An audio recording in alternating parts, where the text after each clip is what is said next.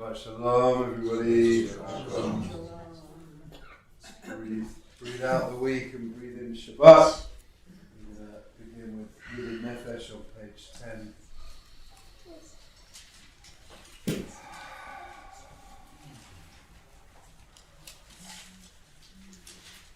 Yudin Nefesh Al-Rakaman Mashallah El-Sorna Yaruzala Kamoaya Yeshave Muladah Kiriyama Yalidota Minoretsu Erotam Adunae Ziraolam Nashicholat Ahavata Anayana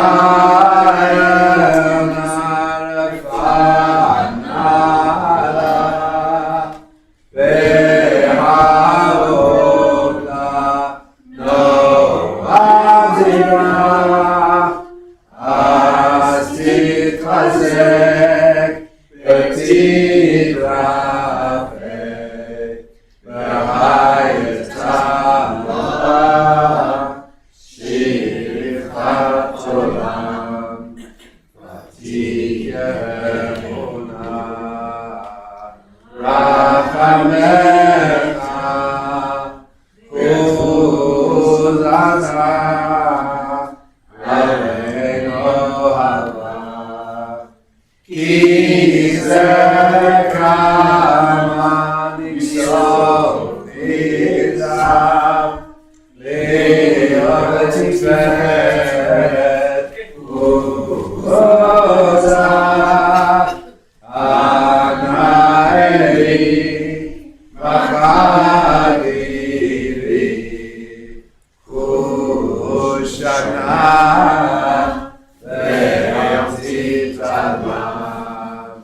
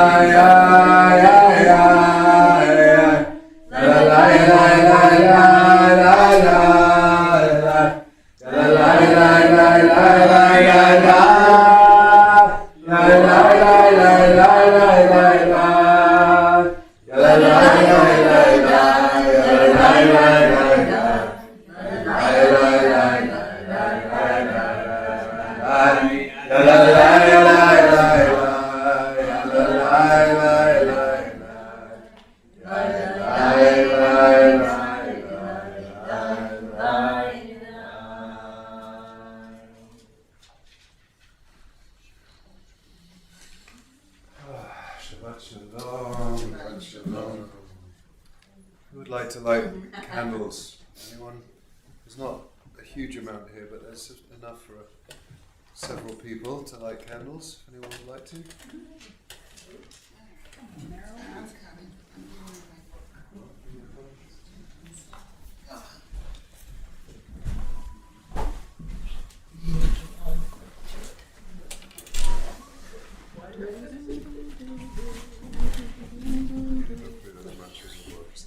Well, very simple. Just chill.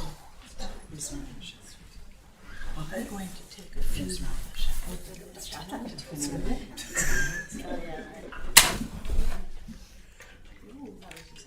was hopeless. Look at those beautiful candlesticks. Someone must have polished them.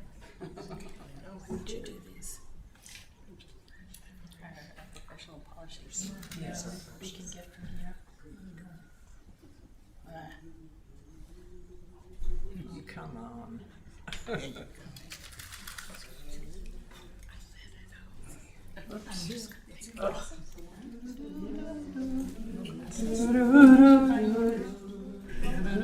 Recent.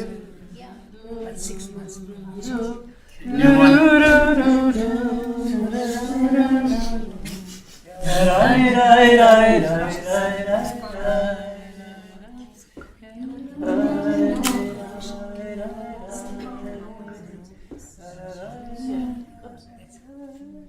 There's one more. Okay, you do it. Cheers. It doesn't want to light. It doesn't want to go. There you go. How many Jewish women does it take to say very few As many candles as there are. Baruch atah Adonai Eloheinu melech haolam asher kishanu b'mitzvotav v'tzivanu lehadlik ner shel Shabbat.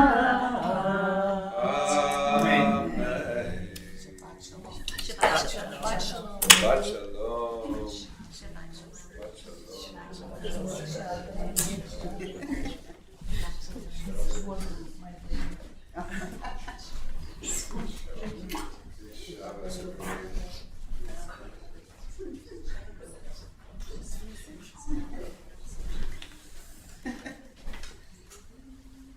As always, we have our 6 Psalms of Kabbalat Shabbat that help us create a bridge between the week and Shabbat. And it's been another week. Whew. Every week seems to, just when you think, so let's let it go. Let's let the week go. Page 11.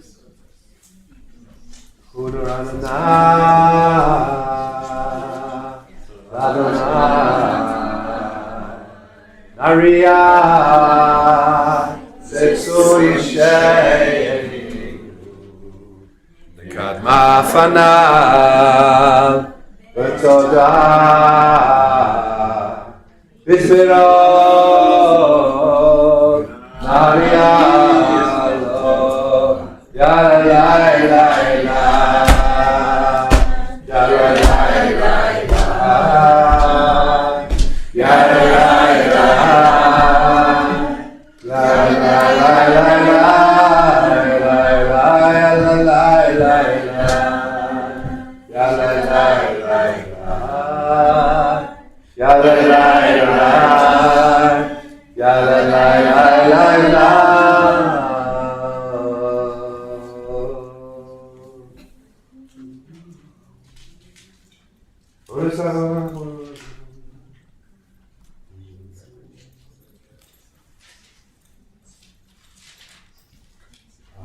Shana Akubado Vahomar Am Toel Levad Behem Lo Yadu Lerakai Asher Nishbati Be'api Im Yiron Amanot V'Arati Ay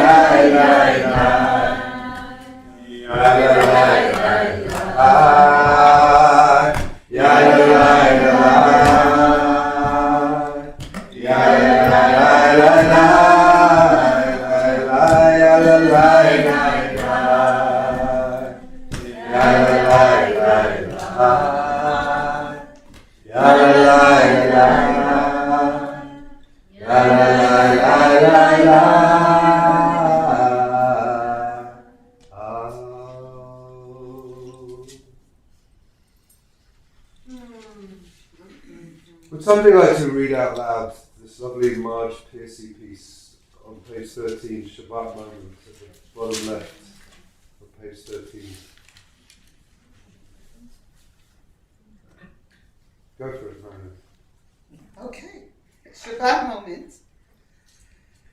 What you have made, what you have spoiled, let go.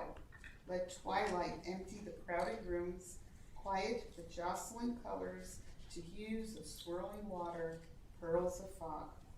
This is the time for letting time go, like a released balloon dwindling.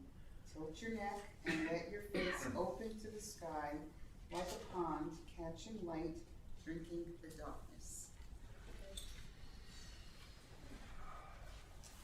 Shiru Adonai Shir Chadash, Shiru Adonai Kol Haaretz, Shiru Adonai Baruch Hu Shemo, Vasu Miyom Liyom Yeshuato.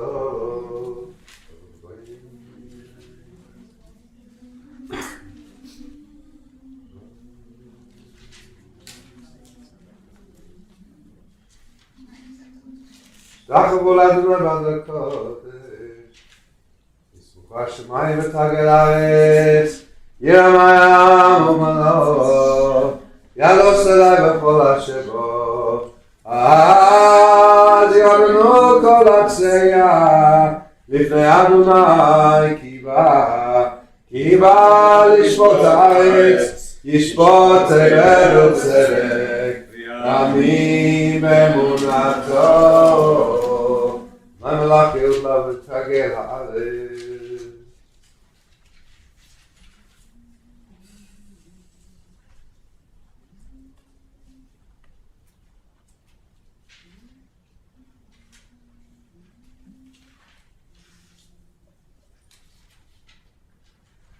Adonai Sinuha, Shomer Nafshot Chasidav, Miyad Resha'im Yatzileim. Daru ala Tzadik, Yishrei Lev Simcha, Simchu Tzadikim Adonai, V'hodu Zecher Kosho. Mizmor Shiru L'Adonai Shir Chadash, Ki Niflaot Asa. Amazing miracles happened this week, but we maybe didn't see them all. Hoshialo Yeminu Zro HaKodesho, Hodi Adonai Yeshuato, Le'enei HaGoyim Gilad Tzidkato.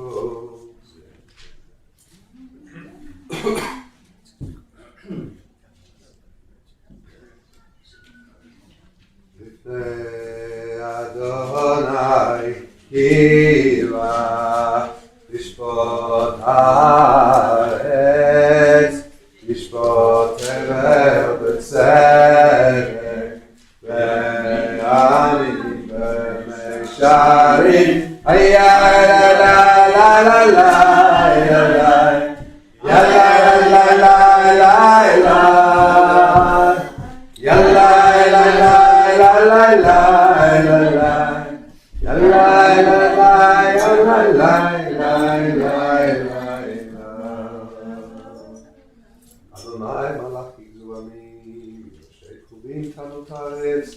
Adonai b'tzion gadol ram u'al kol ha'amim. V'manayinu ishtaru l'adam raglav kadoshu, Moshe ve'Aaron v'chohanav, u'Shmuel b'korei shemo, korim el Adonai u'yaneim. Modanan yidaber alehem, shamru elotav v'chok natan lamo, Adonai Eloheinu, ata nitam, ve'enose hayita lahem, v'nokeim al alilotam, v'omegu, Adonai Eloheinu, yishtachavu lahakodsho, ki gadosh, Adonai Eloheinu. We rise as we are able to do so in terms of page 21 for Psalm 29, the last of our Psalms of Kabbalat Shabbat. Actually, apart from the two more that are coming. Mizmor David, Adonai Elohim, Avul Adonai, Kavod Va'od. Ay, Avul Adonai, Kevod Shemo Yishtachavu Adonai, Hara HaKodesh, Kol Adonai, Al Hamayim, El HaKavod Hirim, Adonai, Amen Ravim, Kol Adonai, Baruch, Kol Adonai Behada, Kol Adonai Shover Magazin, Vaishaper Adonai, Erdazeh Halanon, Ayakidem Kemoegel, Lebanon, Lesirion, Kemov, Kemov Reimi, Kol Adonai, Kol Heladotish, Kol Adonai, Yachir Adonai, Yivakadesh, Kol Adonai, Kol Evayadon, Vayekeso, Ye'aron,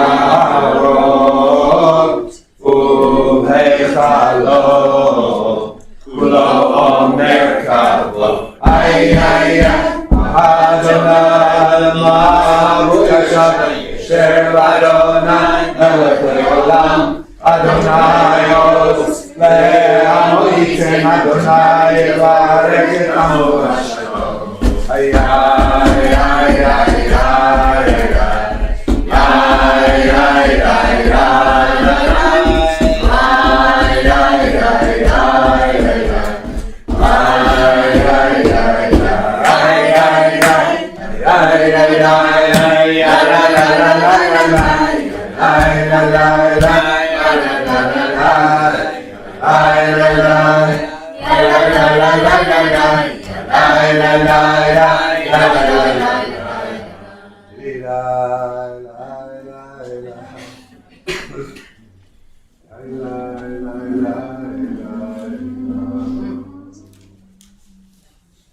Feel free to sit if you like.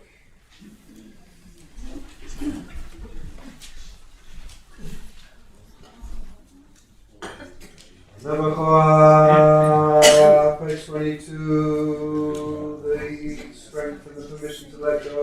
Nebuchadnezzar, kedulati mincha, tahati etzilwa, ay, ay, ay, ay, ay, untie our tangles. Aberina tamaka, sahagvainu, saharaynu nora, yelai, nahagibo, dorshei kulecha, kivavat shamrein, ay, ay, ay, ay, Barachim Tareim Rachameim Sidkata Tahami Gamleim Ay, ay, ay, ay, Hasi Kadosh Godot Kuta Nae Ladatecha Ay, ay, ay, Yachike Le'amcha B'nei Zochretei Kedushatecha Ay, ay, ay, Shabbateinu Kabel Ushma Tzakateinu Yodei Atalumot Ay, ay, ay, ay, ay. Listen to our pleas, hear our cries, know the hidden depths within us. Ay, ay, ay, ay, ay. Om Shri Kavod Malchuto Le'olam Va'ed. Page 23, Hilary. L'chadodi l'kadam. Ay, ay. P'nei Shabbat nekabela Shamo v'zakor v'niborech ish b'yanu el ha'miuchad Adonai echad Shema Echad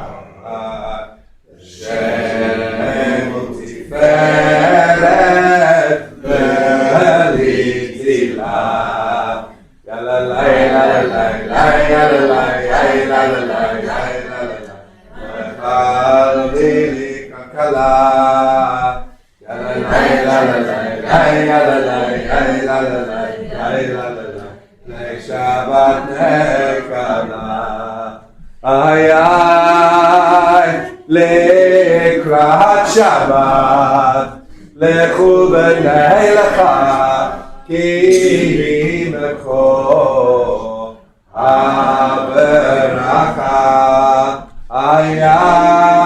מראש מקדם נסוכה סוף מעשה במחשבה תחילה יאללה לילה לילה יאללה לילה לילה דודי לכלכלה יאללה לילה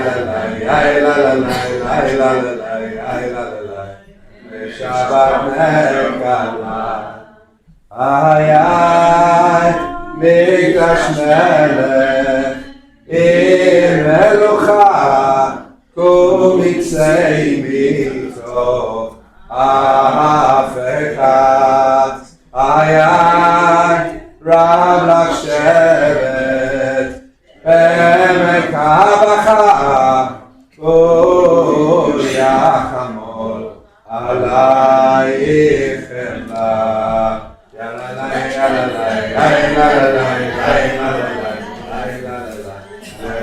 דודי לכלכלה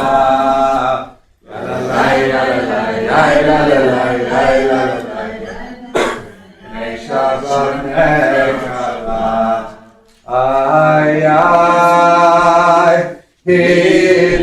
התנערי מהפקומי לבשי בגדי תפתח עמי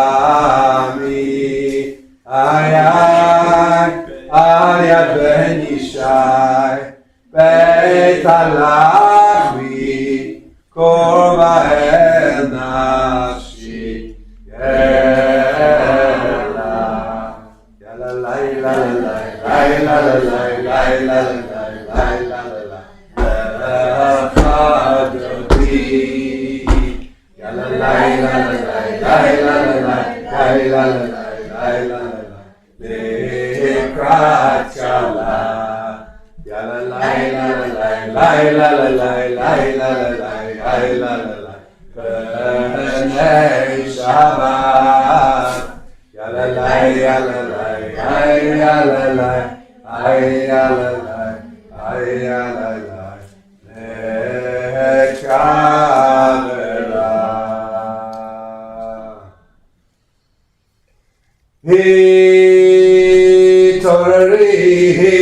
התעוררי כי באורך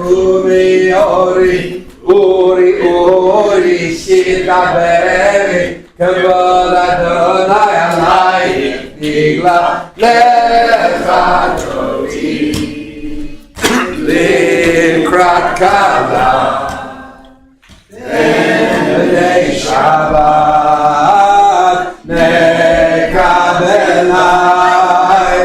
לא תאושי ולא תקמי תשתוכחי ומתמי פת יחסו אני עמי ונפנתה אני אל תילה לך דודי לקראת כלה בני שבת נקבלה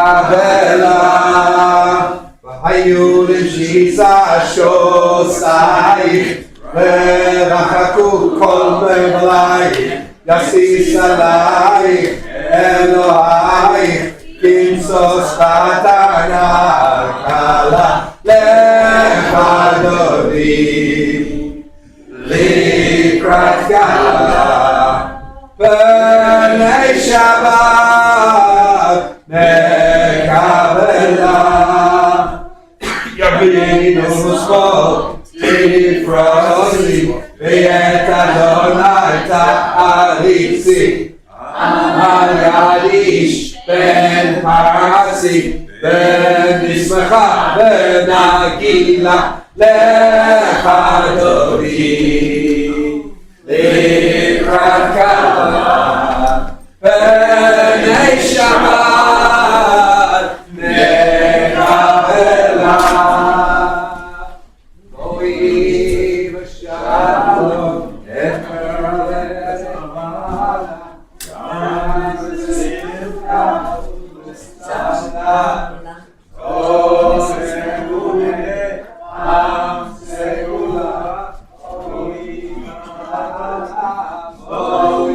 קלה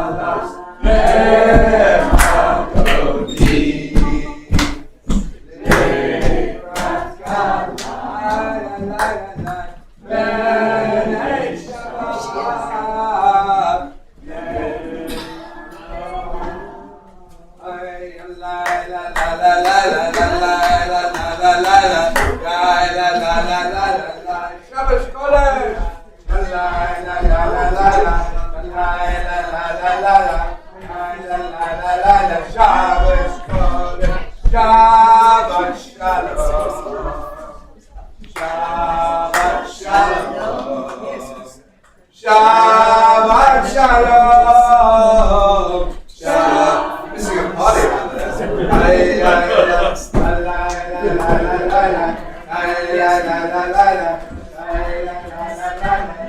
Shabbos Kodesh. Shabbat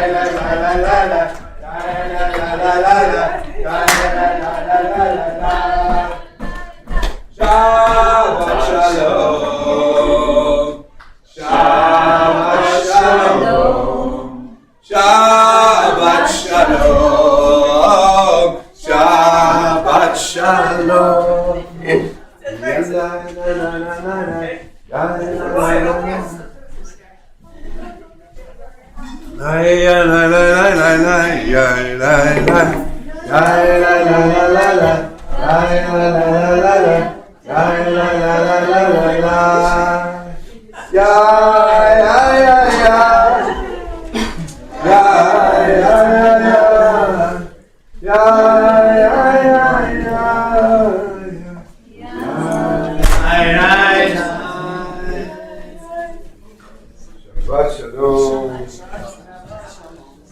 Continue with Psalms 92:3 on page 27. מזמושים של יום השבת, מזמושים של יום השבת, טוב להודות לאדוני ולזמר לשבחך ליום להגיד בבוקר חסדך ואמונתך רבה לאלוהים. מה גדול מעשיך אדוני בעולם ובגדולתך.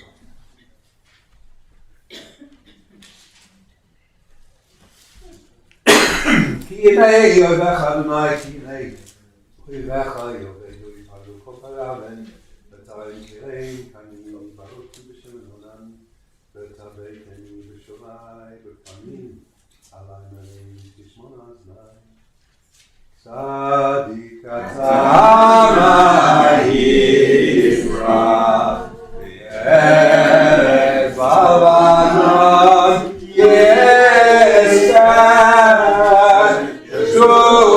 גדולים בבית אדוני בחצרות אלוהינו יפריחו ינובון בסלע דשנים ועננים יהיו להגיד כי השם אדוני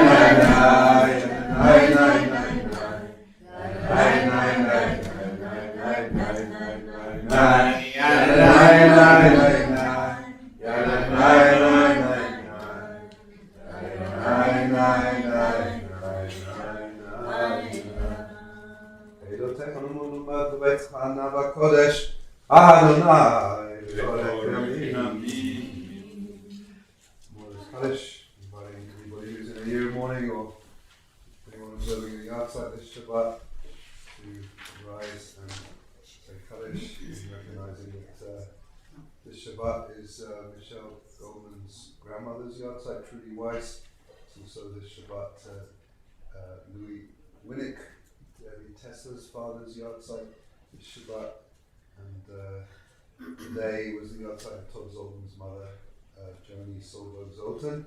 And coming up in the week, Eddie Gerlich is remembering her mother, Mindy Bloom, who some of us remember, one of our founder members.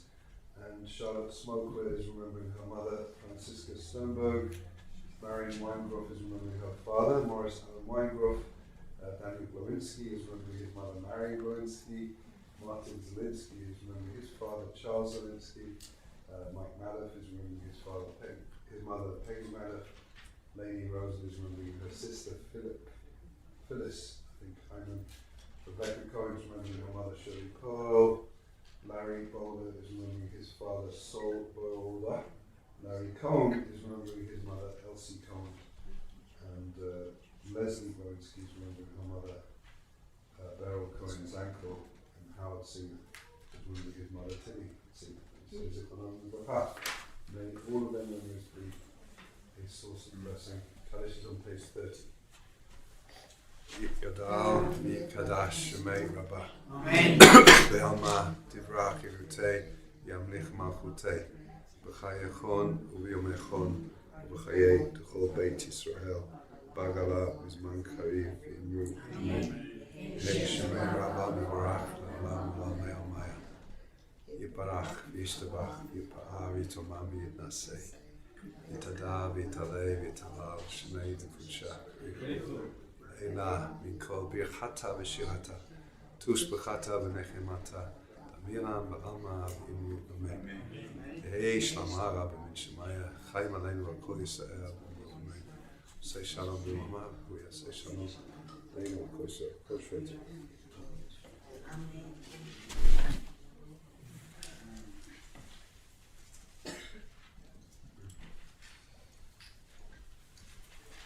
I want to say something for a minute about this amazing ritual that we have of counting the Omer. Today is day... Not yet. After dark. Sorry, we Today have is candles tonight. I switched when Today is day 10 of the Omer, which is Tiferet of Gabora, which may mean an awful lot to some of you and absolutely nothing to others of you. But the reason I've really just been thinking about it today is every year it falls slightly differently, of course, depending when Pesach falls. Some years you complete the week as Shabbat comes in, right? But this year, every week of the Omer, Shabbat is going to be Netzach. Am I right? I think so, right? Because today was Tiferet, yeah. So every Shabbat will be Netzach of the preceding week, right? So this Shabbat is going to be Netzach of Gevurah. Now, for those of you who have absolutely no clue what I'm talking about, just say very, very quickly that there's 7 weeks of counting the Omer from the second night of Pesach right through until Erev Shavuot. And those 49 days have all kinds of different significance. In the Torah, it's an agricultural counting of literally taking a measure of barley every day from the barley harvest, which is Pesach, to the wheat harvest, which is Shavuot, and using agriculture to say, please may we have abundance in our crops this year. And for the rabbis, it's about counting from Zman Cherutenu, the season of our freedom, to Zman Matan Toratenu, the season of the giving of our Torah, which is what we celebrate on Shavuot. And so how do we prepare ourselves as we experience freedom to receive the Torah? And then for the Kabbalists, each day has this incredibly powerful internal significance. So the whole first week is the week of Chesed, which is to do with loving kindness and compassion. The whole second week, which we're in now, is Gevurah, which is to do with restraint and boundary and self-preservation, you might say. And the third week is Tiferet, which is about balance and harmony and beauty and integration.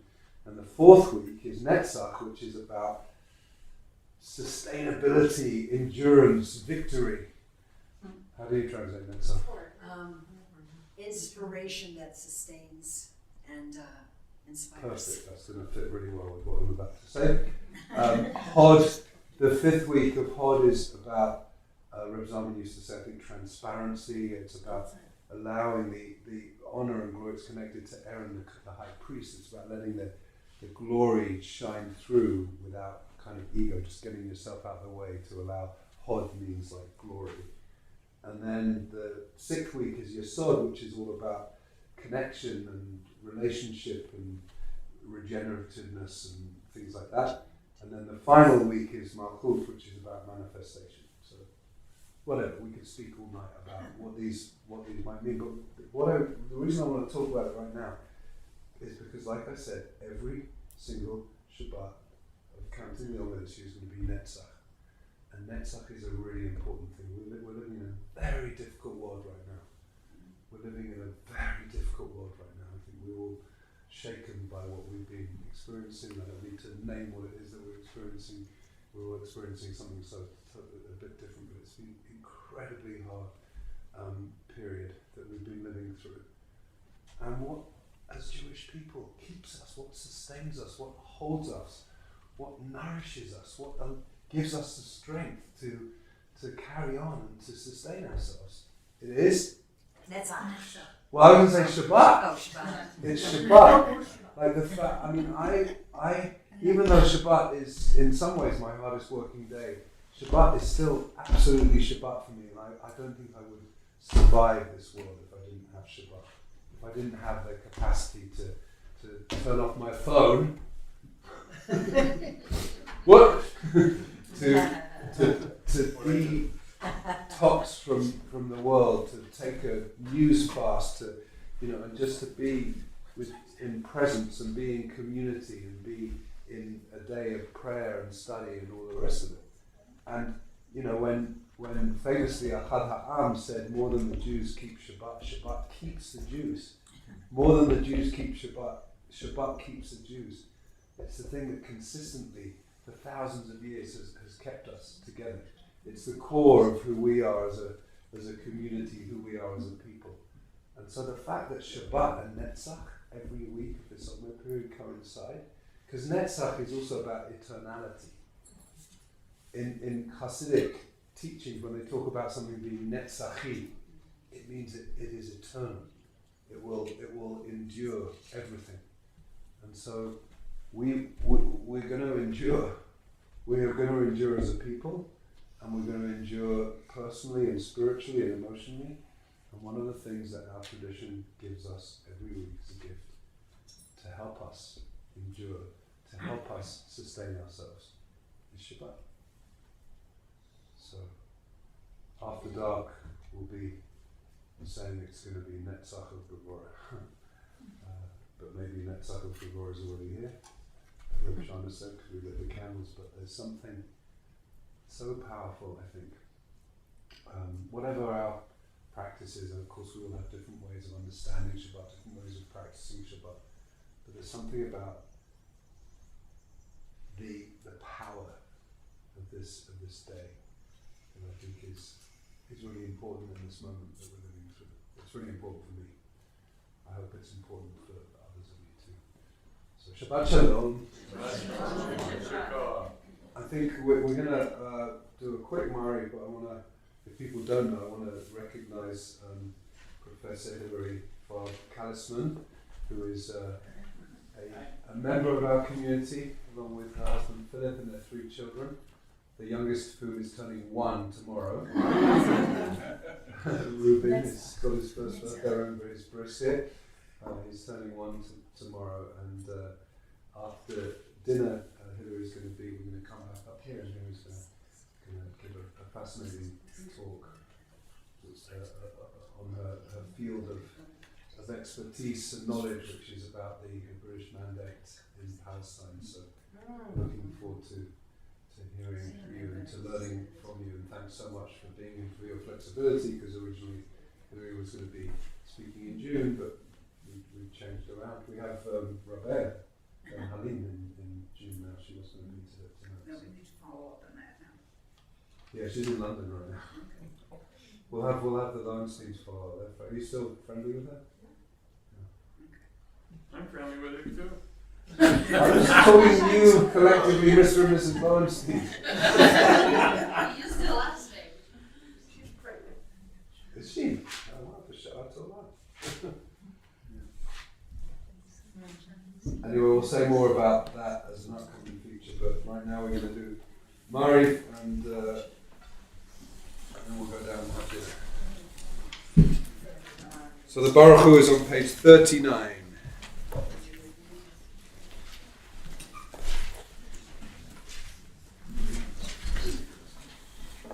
Baruch Hu et Adonai HaMevorach.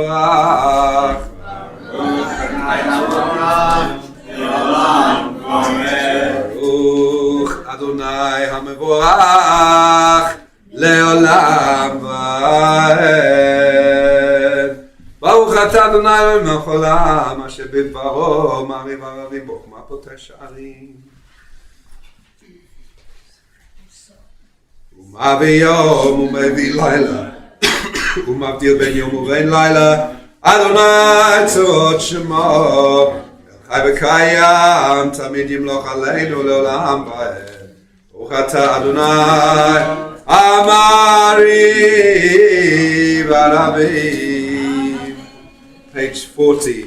אהבת עולם בית ישראל עמך אתה תורה ומצוות, חוקים ומשפטים, אותנו לימדת.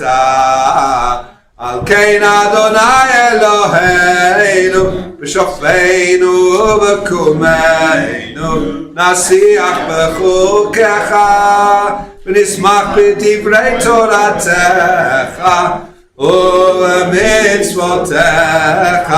לעולם ועד. יהי חיינו, ויארך ימינו, ויארך ימינו, ובהם נגע יומם ולילה, ועבדך תשים ממנו לעולמים. ברוך אתה אדוני, אוהב עמו ישראל. שמע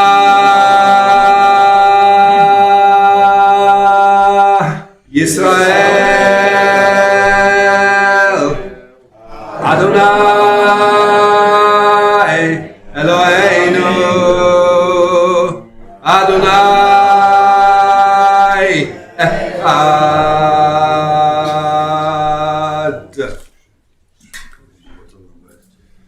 ואהבת את אדוני אלוהיך בכל לבבך ובכל נפשך ובכל מאודיך, והיו הדברים האלה אשר אנוכי מצווך היום על לבבך, ושיננתם לבניך ודיברת בם, בשבתך בביתך ובלכתך בדרך ובשוכבך ובקומך, כשנתם להיות על ידיך היו לטוטפות בין עיניך, וכתבתם על מזוזות ביתך ובשעריך.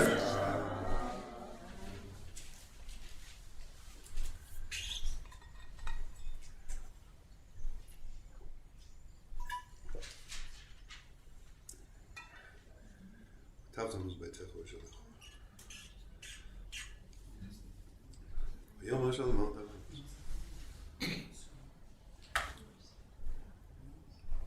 למען תזכרו, עשיתם לכם לעשות.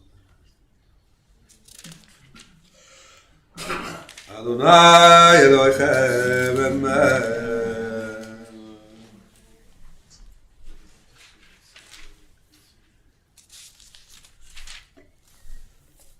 Turning to page 44.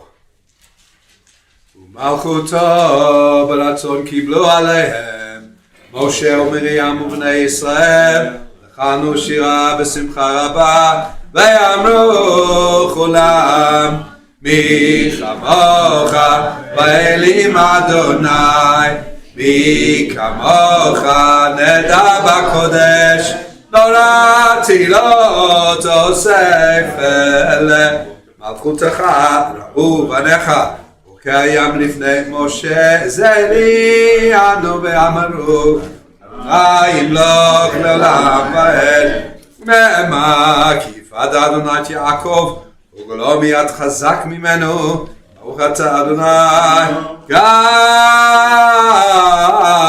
ישראל. Page 45. השכיבנו אדוני אלוהינו לשלום והמיתנו מלכנו לחיים ופרוס עלינו סוכת שלומך. Spread a succor of peace over us. ותקננו בעצתו ומלפניך. הושיענו מן שמך וגן בעדנו. Protect us from all of the scary, frightening things in this world. ובצל כנפיך תסתירנו. Shelter us in the shadow of your wings. כי אל שומרנו מצילנו אתה. כי אל מלכנו ורחומתה. ושמו צאתנו בואנו. לחיים ולשלום מעתה ועד עולם. ופרוס עלינו סוכת שלומך. ברוך אתה אדוני. הפורס סוכת שלום עלינו. על כל עמו ישראל. ביד ירושלים. We rise for Vashamru. Page 46. ושמרו בני ישראל את השבת לעשות את השבת לדורותם ברית עולם ביני ובין בני ישראל אותי לעולם כי ששת ימים עשה אדוני את השמיים ואת הארץ וביום השביעי שבת וינפש.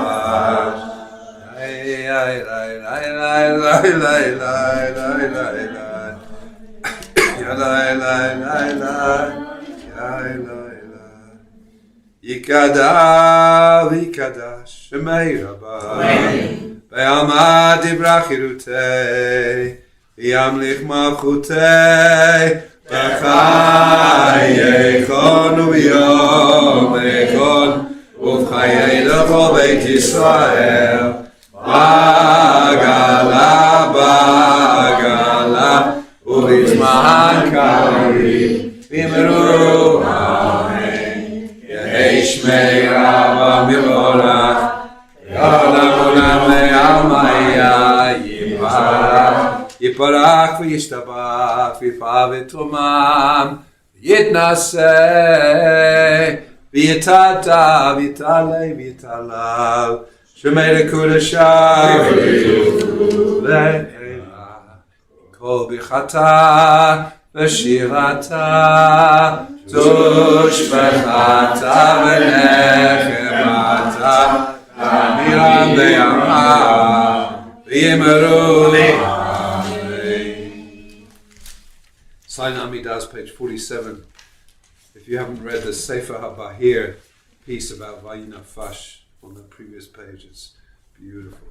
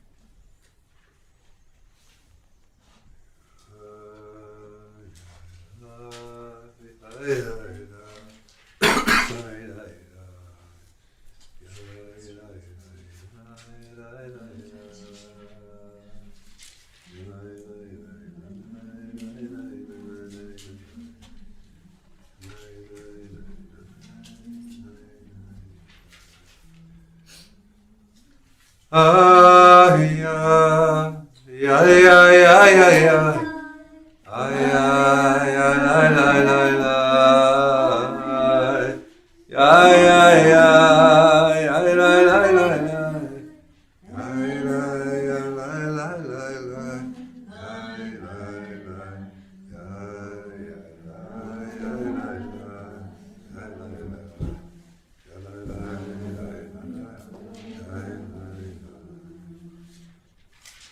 Page 53.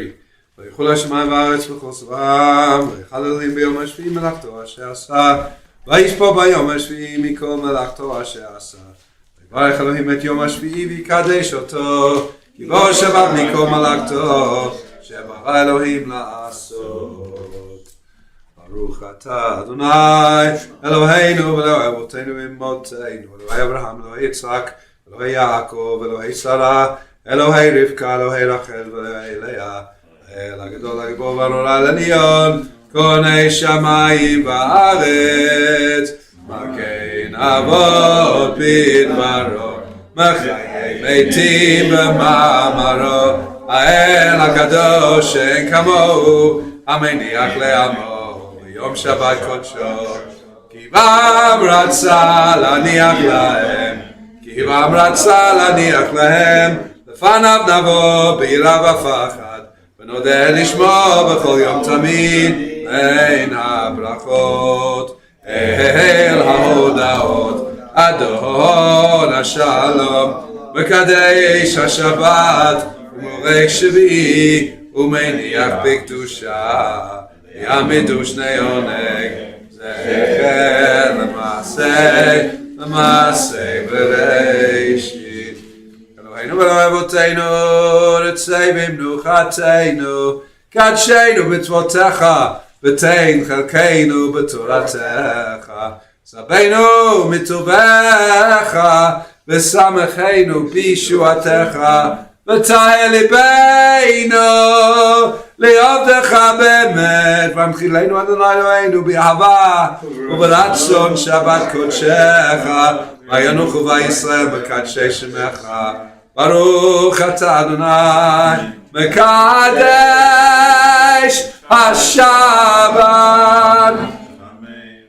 יגדל ויקדש שמי רבה, ויעמד יברך ימצא וימליך מלכותי בך יכון ומכון בך לכל בית ישראל, וגלה בזמן קריב ימו אמן, יהי שמי רבה מבורך, לעולם עולם ויעמיה, יפרח וישתבח ויתפאר, ויתרומם ויתנשא, יתעלה ויתעלה ויתעלל שמי לקודשה, בריחו, לילה מן כל ברכת המשיכת תושבחת בניכם מטה, דמירם בעמה ואמרו אמן, תתקבל צלותון ובאותו בכל ישראל, קדם ובהון דמשמיא, אמן.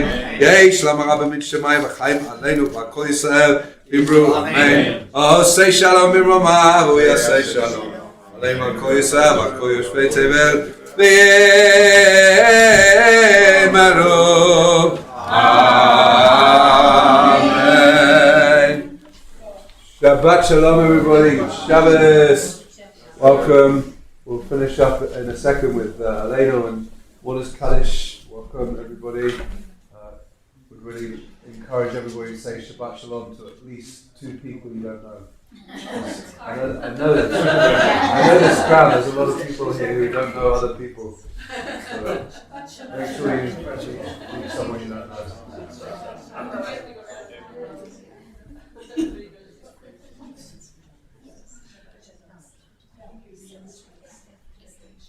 And I want to say that next Friday night we actually have a musical Kabbalat Shabbat. So you won't be here. We'll see you tomorrow to the Pinskas who are going on a river cruise in Holland. Safe trips. Thank you. Tomorrow morning we've got regular Shabbat service. The following Shabbat, what's happening the following Shabbat, Rabbi Shana? What is following? If you want to see, if you just like want to precious out, like just see something so precious, come to the service. Every grade will be doing something, including especially 4th, 5th, 6th grade bibliodrama about the Holiness Code. This is the last Shabbat of the school year. Rabbi Chana and Gully have done an amazing job running our school this year. So Kol hakavod shekolach. So it's going to be a beautiful Shabbat. That's not this Shabbat, but the next Shabbat. That would be your last Shabbat here. My mother's last Shabbat here.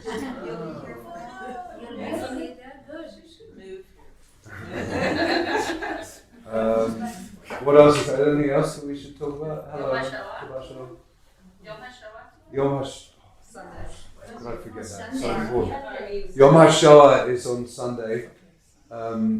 We Chaver for many years has been doing a program together across the community. So it's at Har Hashem. At 5:30 there's a teen program, and then at 7 there's going to be the community-wide service at Har Hashem. It's going to be a very powerful service.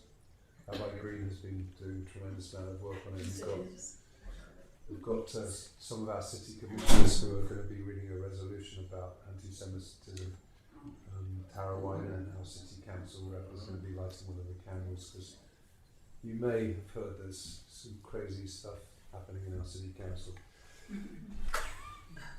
Anyway, we're not going to go to the showers. Sunday's also the Amos Chayim Day, right? Is it? I don't know. Yeah, Sunday morning. You say so. It's the walk on Pearl Street. Yes. There's Also yes, a big thing in we are walking on Pearl Street. Sadly, we learned of each week. It seems we learn of more hostages who are now confirmed not to be alive anymore. And on Sunday at 1 o'clock, we're going to be meeting other leaders and walking for the 133 hostages who are still in Gaza. So Never thought we'd be doing it this long. I know none of us. It's crazy. No. Crazy.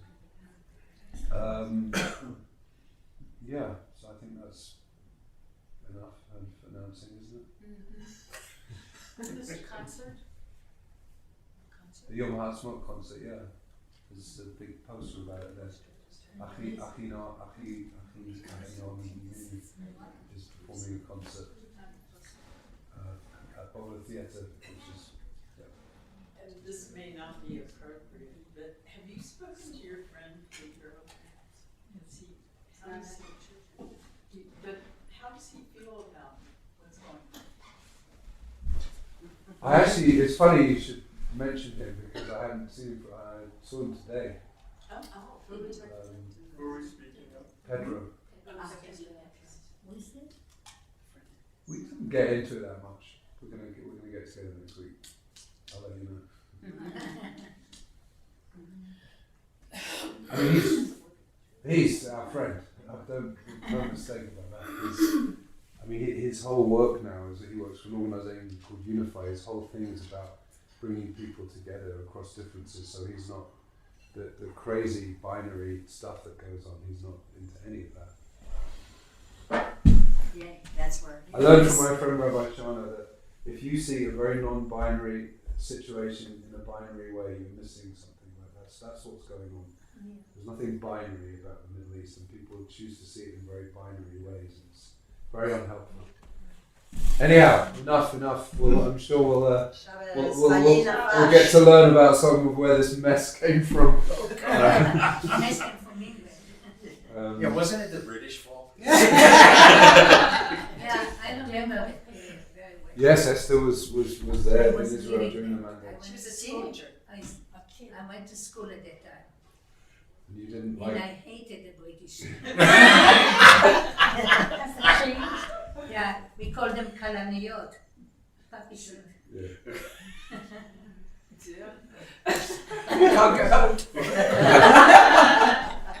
Well, there's when I introduce our speaker later, I'm going to just very briefly share a family connection that we have to that period, and that Hilary's been involved in a little bit with some letters that we found.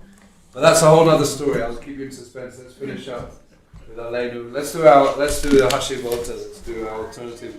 So we're page 56, second line from the bottom. 3 words in. Oh, the annual meeting is coming up too. Shouldn't people know about that? May 30th. Online. Oh, it's only online? I think so. Oh, so I can be in Mexico. Yeah. Hashivota.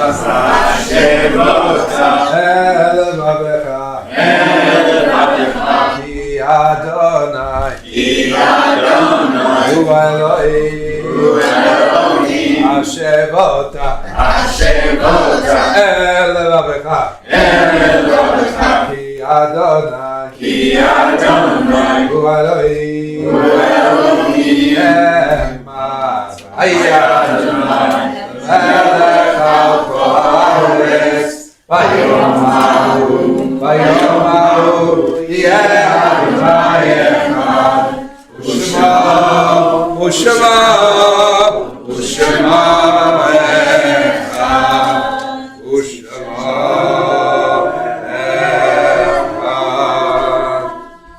Morning's Kaddish is on page 58, and again we're just remembering Jody Salzberg, Zoltan, Trudy Weiss, Louis or Lewis? Lewis? Huh? Either one. Louis Winnick, Debbie Tesla's father, Mimi Bloom, Francisca Sternberg, Morris Aaron Weingroff, Marion Glowinski, Charles Zelinsky, Peggy Madoff, Philip Hyman, Shirley Pearl, Saul Boulder, Elsie Cohn, Beryl Cohen, Zankel, and Tilly Singer. Zichron Levucha, 58. Yikadal, Yikadash, Shmei Rabah.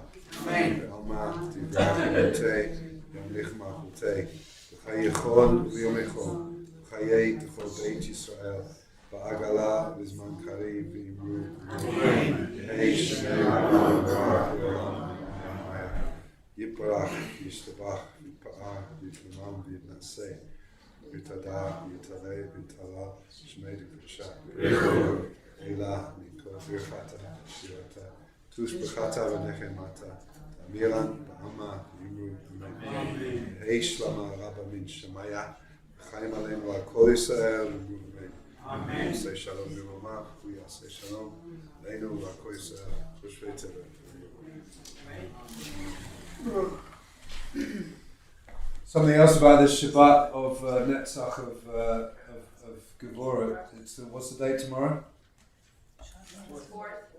May the 4th be with you.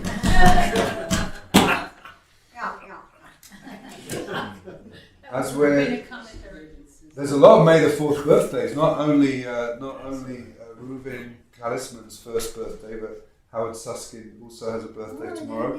Nadiv Gold Edelstein and Noam Hausler. All Dov Weissman. Huh? Dov Weissman. Oh, is she May the 4th too? Yeah. So May the 4th be with us. Let's sing Shalom Aleichem and we'll make our way down. We'll go straight into Kiddush Shalom Aleichem. We're welcoming the angels of Shabbat to come and join us at our Shabbat dinner. And Shabbat Shalom. And again, say Shabbat Shalom to somebody else. Shalom Aleichem, Malachei Asharet, Malachei Elyon, Melech, Malachei Amalachim, HaKadosh Baruch Hu. Orchem Shalom, Malachei Shalom, Malachei Elyon, Melech, Malachei Amalachim, HaKadosh Baruch Hu. Nila Shalom, Malachei Shalom, Malachei Elyon, Melech, Malachei Amalachim, HaKadosh Baruch Hu. Zeichem Shalom, Malachei Shalom, Malachei Elyon, Melech, Malachei Amalachim, HaKadosh Baruch Hu. Shabbat Shalom.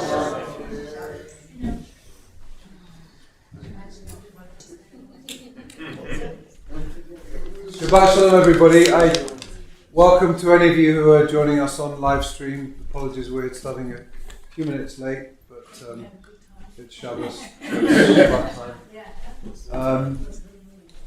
Welcome to First Friday. I want to really thank Lois has taken over the mantle from Stephanie of coordinating our First Friday programs With Jennifer. with Jennifer. Thank you, Jennifer. And we've got some great stuff coming up. We're really looking forward to tonight, and next month we have Professor Rabea Ben Halim, who is a professor at where Mark works. At the law school at CU, and she's fascinating. I've become friends with her. She's a real expert in both Sharia law and halakha. She is a practicing Muslim, and she has a great understanding of Sharia law, but she's also studied a lot of midrash and halakha in various places, including JTS, and she's giving a talk about the similarities and differences between halakha and Sharia, between Jewish law and Islamic law, which I think is going to be pretty interesting. But tonight, we're very grateful that, as I said, Hilary's youngest child is turning 1 tomorrow. Hilary and Philip have been members of Bonai Shalom for 3 years, 2 years, 4 years? I think like 2 years. Jewish I think years. about that, yeah. And It's hard to keep track of time when you both. time is. When you start in the middle of COVID too. And I'll just say that Hilary Farb Kalisman is an assistant professor of history and endowed professor of what does endowed professor mean? It means somebody gave money for you to work as a professor. Right. Endowed professor of Israel-Palestine studies in the program in Jewish studies, and her book Teachers as State Builders: Education and the Making of the Modern Middle East won the History of Education Society Outstanding Book Award this past fall. And at CU Boulder, Hilary teaches courses on Israel-Palestine, Jewish and Middle Eastern history. So nothing really relevant for today.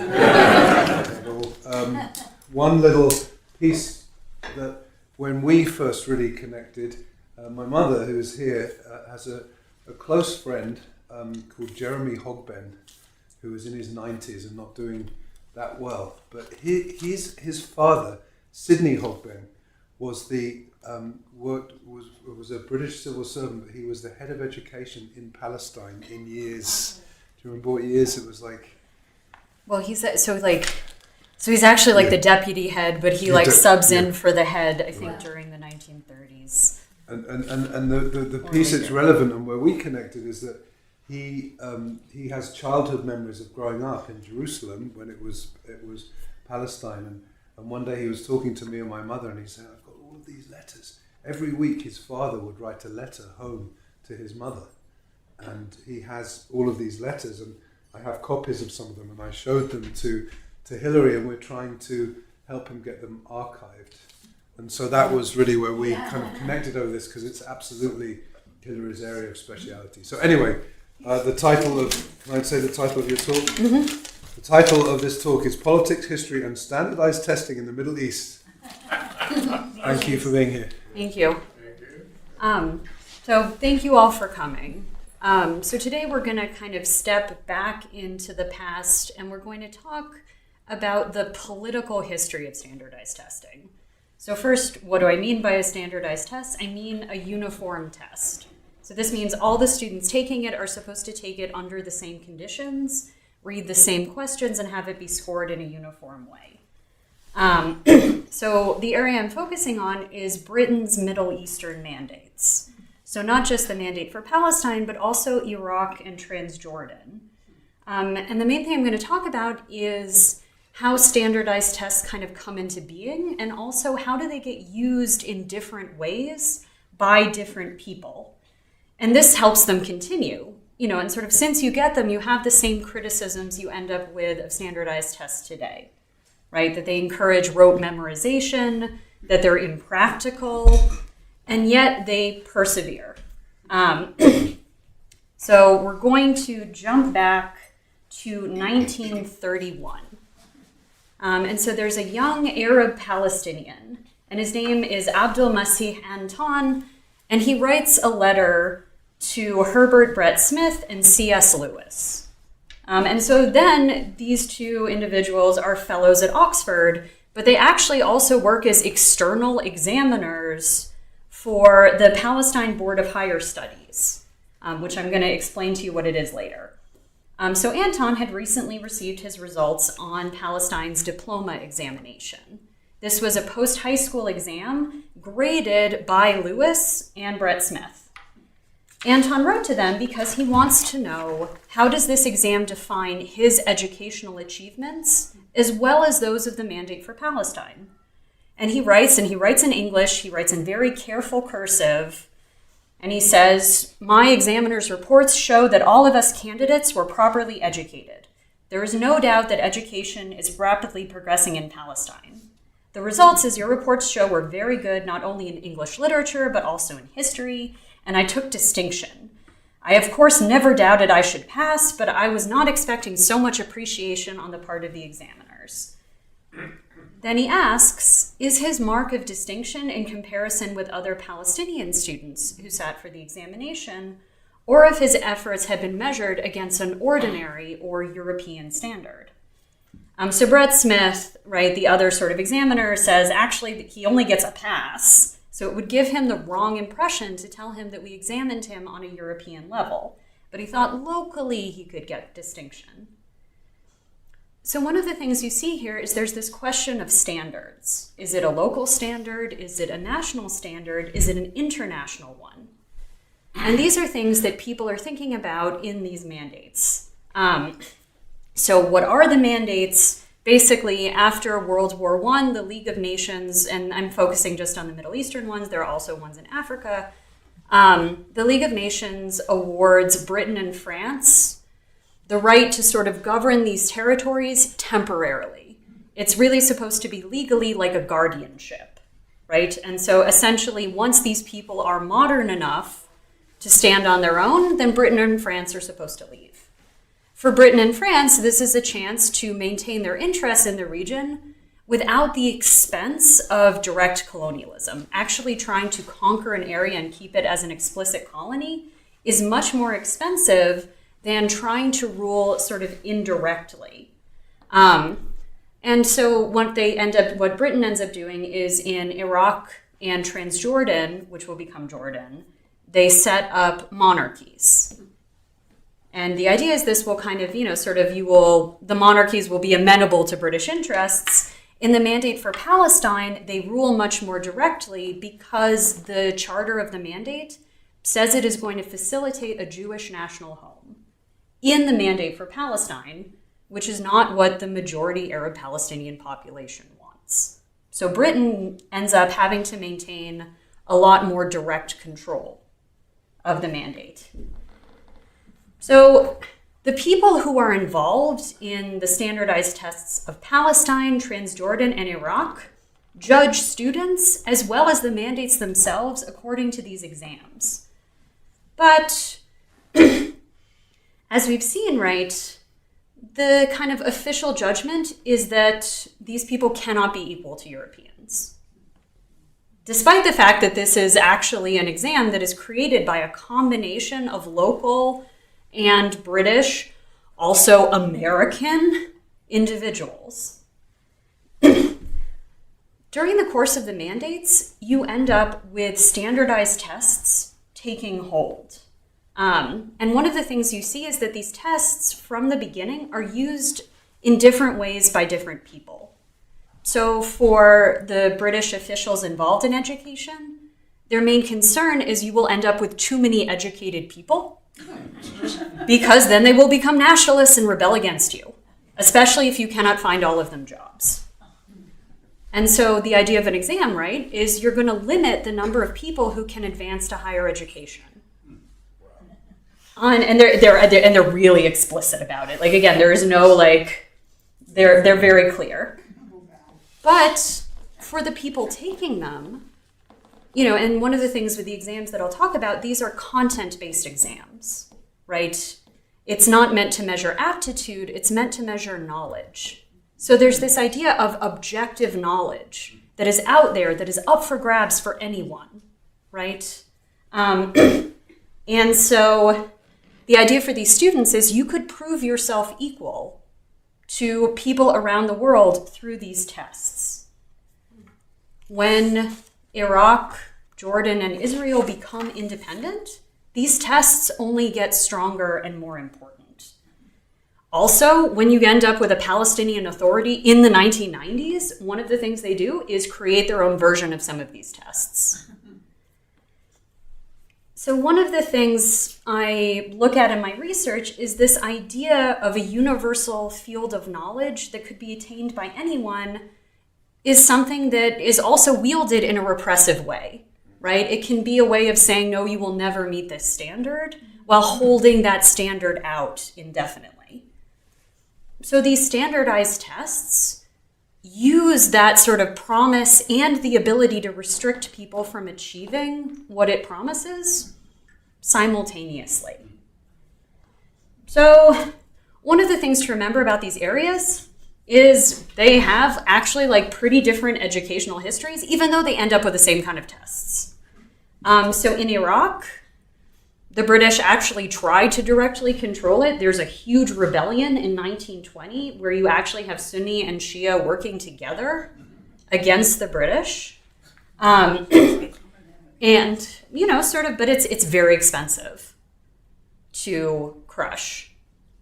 And, you know, both in terms of, you know, sort of blood and treasure. So Britain decides that Iraq is going to be put on like a fast track to independence. They're going to leave it pretty quickly.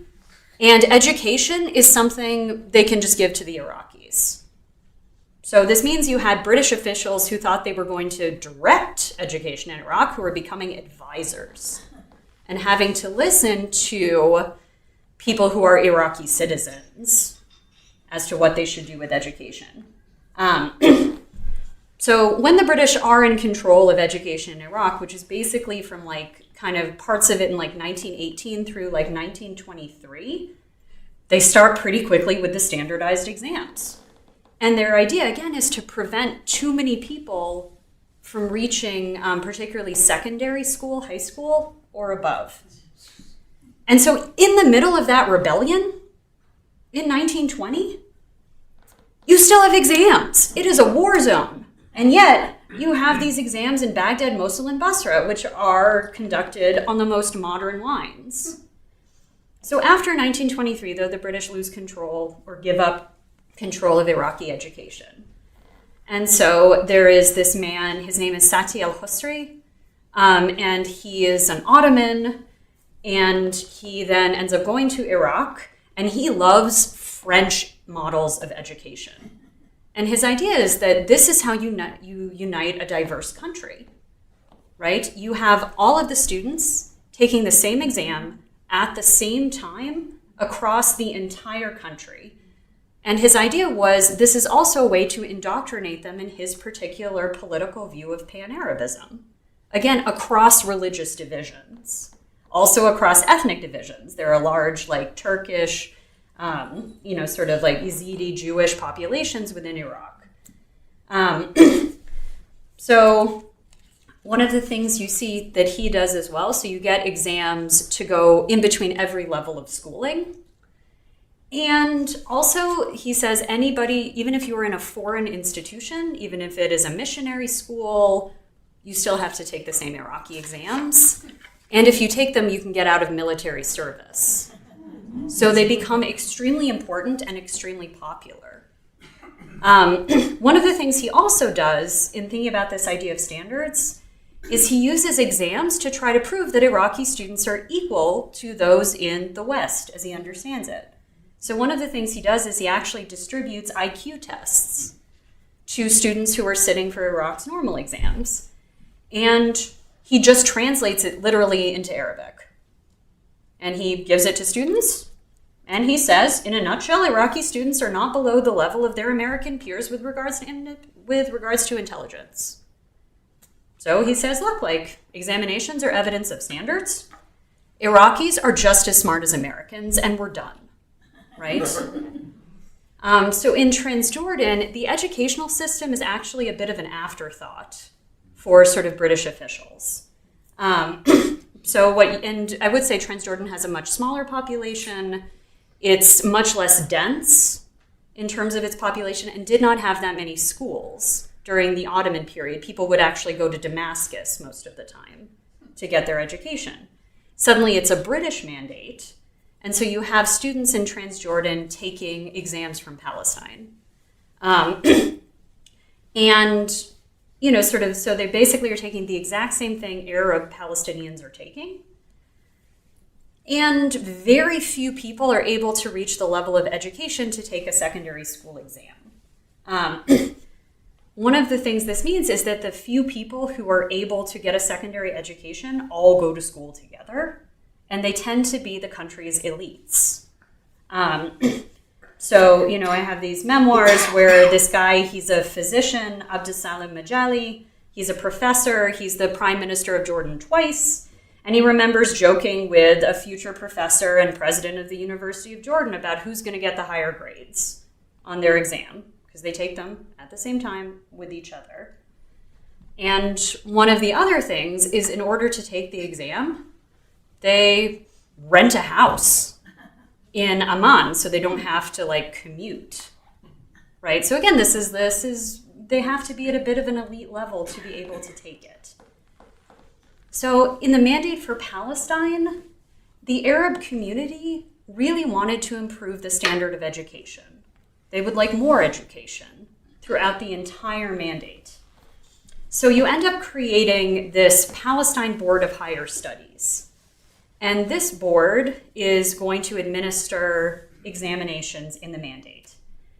And, you know, sort of the most important one is this end of high school examination, the matriculation, which requires you have to take it in either Arabic, Hebrew, or English, which are the official languages of the mandate. You have to take math, history, and you can choose from a wide variety of other subjects, from Latin to botany. So who is on this Board of Higher Studies? It's people from the Department of Education, mission schools, and the Yishuv, the Jewish community in the Mandate for Palestine. They fight all of the time about what should be on the exams, but not whether or not, but I would say the only people that are fighting over whether or not you should have it are from the Yishuv, which we will talk about. So they start getting exams in 1923. And at first they say these exams should just be local. It should only be preparing people to live in the Mandate for Palestine, to have a future there. But one of the problems is this is a high school leaving examination, and the only institutions you have above a high school level in the Mandate are going to be the Hebrew University in 1925 and also the Technion. You have some teachers' colleges, but what this means is for anybody to want to take this exam who is not Jewish, essentially, you need to make it recognized abroad. So the American University ends up recognizing it. And again, one of the things you see is this exam is meant to function as a gatekeeping device to higher education, but it also is certifying modern knowledge. So why doesn't the Yishuv want this exam? Basically, they are trying to set up a Hebrew national system of education at the same time. And so basically they would like not to be regulated by the Mandate government, but they have this issue that students are taking this exam in Hebrew. So what they want to make sure is that they have some control over what kind of history these students learn. And they're also sort of afraid that they will be losing too many students to foreign institutions if they don't try to control what's going on in the exam. So until 1929, the Vad HaHinuch, right, this is the education committee of the Yishuv and Jewish secondary schools in general, do not prepare students for the Palestine matriculation exam or for any external testing. But in that year, Palestine's government says, we will not certify any of your diplomas without an external exam. And, so you have protests on the part of the principals.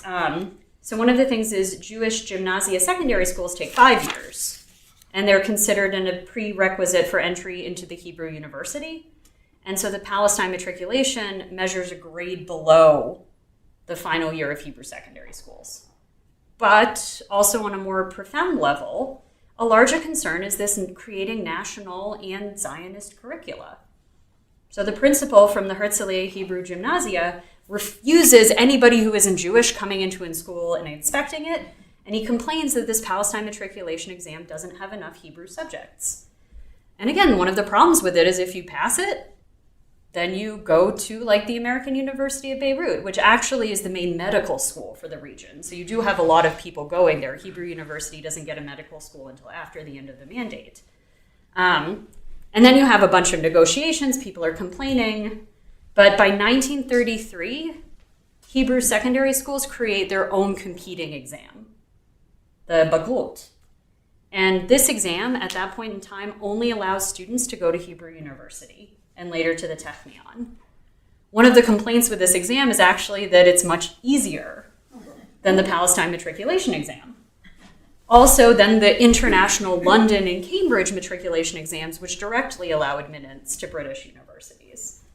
So one of the reasons for it being easier is there's a very different political goal of the people creating this exam. The idea is that you are incorporating Jewish students into a new national system of education. So you want them to pass, you want them to come to your schools. And so you don't have that same desire to limit the number of people attending the schools. So what this means, right, is you can kind of see that Palestine matriculation exam begins to kind of represent the Palestinian, like the mandate for Palestine's government. So one of the questions for Palestine's Arab community is, if you accept this exam and this educational system, are you actually accepting the mandate itself? So, but one of the things to keep in mind with these exams is very few people are educated during this time period, particularly in the Arab Palestinian community. If you pass this exam, you are kind of set up for life. You get a white collar job. You can be a civil servant, a teacher, you can get higher education. So striking against this exam is really a desperate tactic.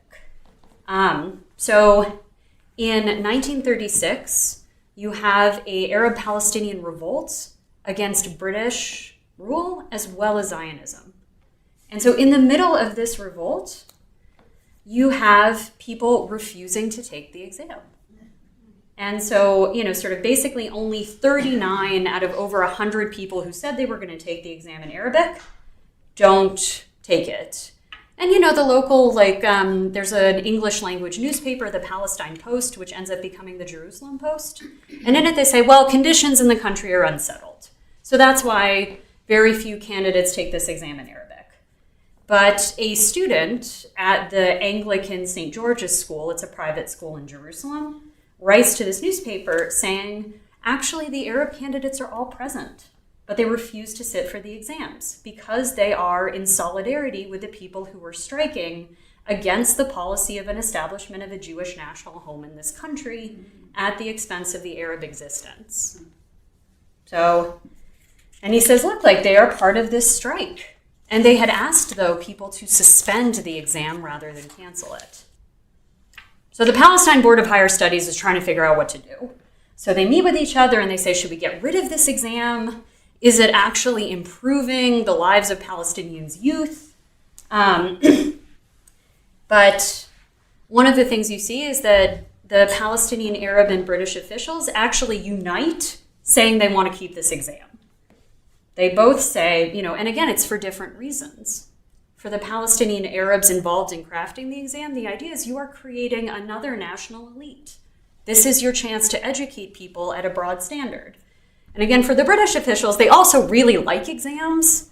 But again, it's this idea that then you can make sure it's only a limited few who are the best and the brightest who can advance. And you can make sure that they will be employed because, again, otherwise they will rebel against you. So what happens when the British aren't there anymore? So in July of 1958, Iraq's free officers overthrow the Hashemite monarchy that the British had set up and supported. You have, sort of bodies of former officials are mutilated. You have crowds pouring into the streets, and it's a new era in Iraq. So guess what the free officers do? They offer everybody an extra like 10 points on the exam in order to kind of certify their rule to make it popular. So, and this is something you actually kind of see across the board. So as, sort of you have British and French, sort of control receding, ending in the 40s through the 50s, then, again, you have huge changes in curricula. You also have huge changes in the number of people able to go to school because countries tend to spend more money on people they think of as their own citizens. So one of the other things you see in Iraq is that this becomes a way of also surveilling students, right? You sort of force more students to go to higher levels of education. You also regulate the subjects that are on the exam for sort of the masses of Iraqi people. And one of the things in Iraq is that this exam outlasts different regimes. So it actually provides like a certain amount of stability, in part because the exams continue to get recognized by foreign governments. So even though you have a series of coups in Iraq up until you get the Ba'ath Party in like the late 1960s that sticks around, you still have these very similar exams that kind of provide continuity between them. So Jordan has another problem, and it's concerned about political stability. So in 1948, right, like the state of Israel is created, it is also Palestinians' Nakba. Jordan annexes the West Bank and offers the Arab Palestinian population citizenship. What this means is it also is more than doubling its population in like 3 years. And so suddenly it's like, well, how are we going to educate all of these people? For the first time in its history, it cannot offer government jobs to every single human who got a secondary education in the country. So and one of the things that is terrified, like the government is afraid of, is political instability, which is very, sort of well-founded. The king is going to get assassinated by a Palestinian who understands that the king of Jordan made a deal with the new state of Israel to only annex the West Bank and not actually try to defeat Israel in the War of 1948. So what the government does is it uses exams in order to prevent too many people from going to university. I would also say, though, Palestinians were used to having the matriculation exam. They were used to having a very difficult exam that would get you entry to the highest levels of education. So they also want this exam, right? And it's something where, again, if you pass the exam, your name is published in the newspaper, right? This is it's very important. But again, like what the Jordanian ministry does is it changes the, points that you need to pass on like a yearly basis. Again, in order to sort of restrict the flow of individuals. One of the other problems the Jordanian government, though, runs into is, so Britain's not really supporting it anymore, the United States is. The United States is not particularly big on these really, rigid exams because they say this is too academic and education. You should have more vocational training. And so if you want, to get funding under the US's Point 4 program, you're supposed to have more vocational schools. But the Jordanian government is basically like, we will have too much political instability if we stop teaching for this exam because it is what people want. So what happens in the state of Israel? So the main concern of sort of the new Israeli government in the early 1950s is Jewish immigrants, right? People who are sort of coming from areas that were under Nazi control. Also, people coming from the Middle East who are no longer welcome in their countries after those countries lost a war to a new Jewish state, right? So their main idea is like, okay, well, we have a new Jewish state now. What do you teach people? You teach them the Tanakh, you teach them Jewish history, you teach them Hebrew and mathematics, right? And sort of the argument is these things are important to strengthen Jewish consciousness and the national character of the state. One of the other things to keep in mind, though, is that like about 20%, give or take, of Israel's population is not Jewish. It is Arab Palestinian. But this is not really an educational concern for the new Israeli government. They're concerned about its Arab Palestinian citizens as a security threat. So they remain under martial law until 1966. But they want to go to school.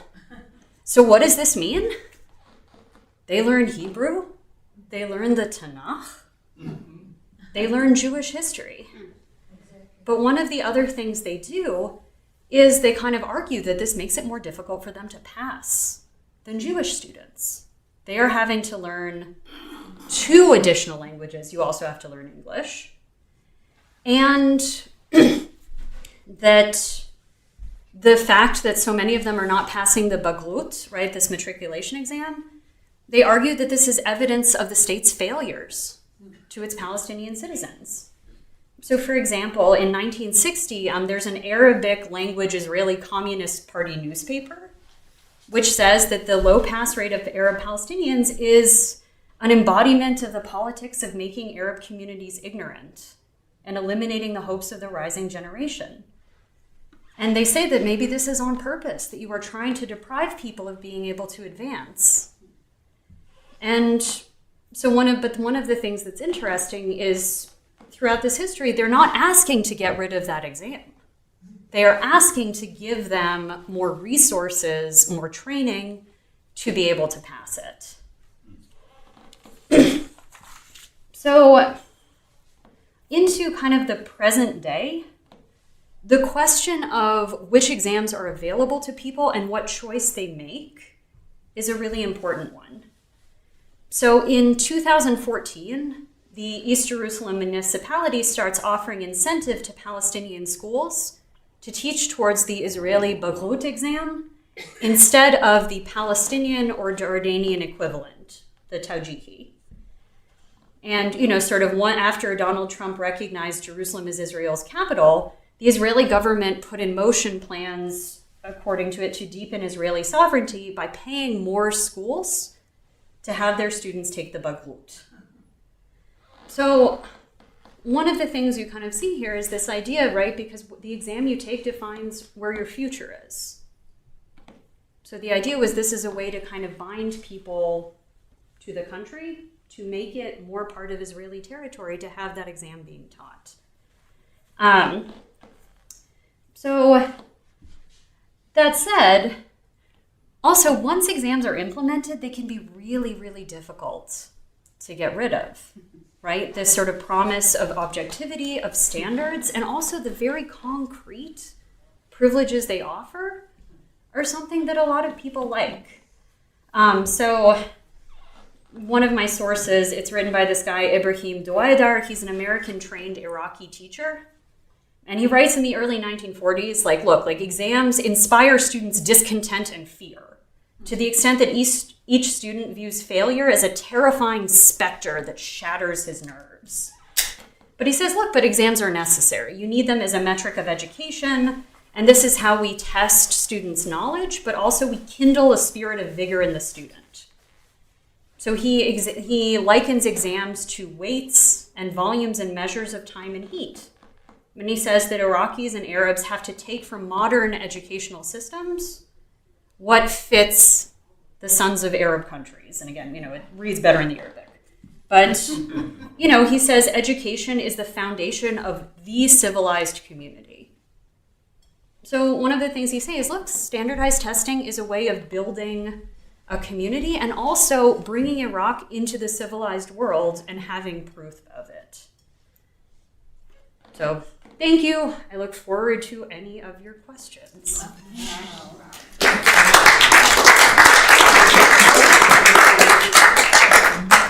How many women are part of this group? So the thing is, right, so in the mandates, Hilary, for the sake of the people on live stream, maybe you can repeat the question before you answer it. Sure. So the question is how many women are involved in these exams? So in the mandate for Palestine, you have most of the time in this Board of Higher Studies, you have 2 women who are British women who run a private school. That said, a lot of girls take this exam. Because again, one of the things you're seeing is, right, this is a period in which women's education is really expanding. And you actually end up seeing this really big contradiction because you have curricula that are trying to teach women domestic science. And this idea, right, that, oh, most of these women will just be mothers, right? That is their job, mothers of the nation. And so this is what they should learn. But for most of these girls, it's like, yeah, but if I pass this matriculation exam, I get a job. I can support my family, right? And so many of these women take this exam with the goal of being a professional. And also, right, you have like a first generation of women to get higher degrees in the Arab world having taken this exam and often working in secondary schools teaching other girls the exams as well. Yes? Yeah. As I recall, a large fraction of the medical personnel in Israel are Arabs, correct? Yes. Yeah. Much higher percentage than the percentage of Arabs in the country. Okay. So my question is, the people who go to medical school, the Arabs who go to medical school, are they doing everything in Hebrew? Well, Do they take the Hebrew exams? So the thing is, like, so at a certain point you get more of an option. You can also have Arabic as like a separate subject of study, although there are attempts to actually like get rid of that as a requirement. But no, I mean, it's something where no, like they take it in Hebrew, right? And you still are supposed to learn Jewish religion as well. And now there's an additional exam, which starts in like 1983, called the Psychometry. And people actually discuss this as like an American exam because it's multiple choice. It's modern on the SAT.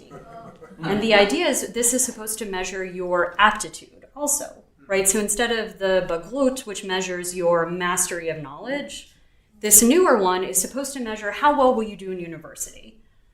That said, when it was first implemented, you actually had like the Arab citizens of Israel saying like, I think you are trying to do this to make it harder for us. And it was something where like in 2003, they decided to remove the exam. And the goal was to actually increase the proportion of poorer Jewish Israelis passing the exam. But then the number of Palestinian students getting entry to university skyrocketed, and they brought it back, and there were all of these, sort of fights in the Knesset about it. But right, one of the things you see today, as you were describing, right, like particularly like Druze communities tend to do extremely well on the exams.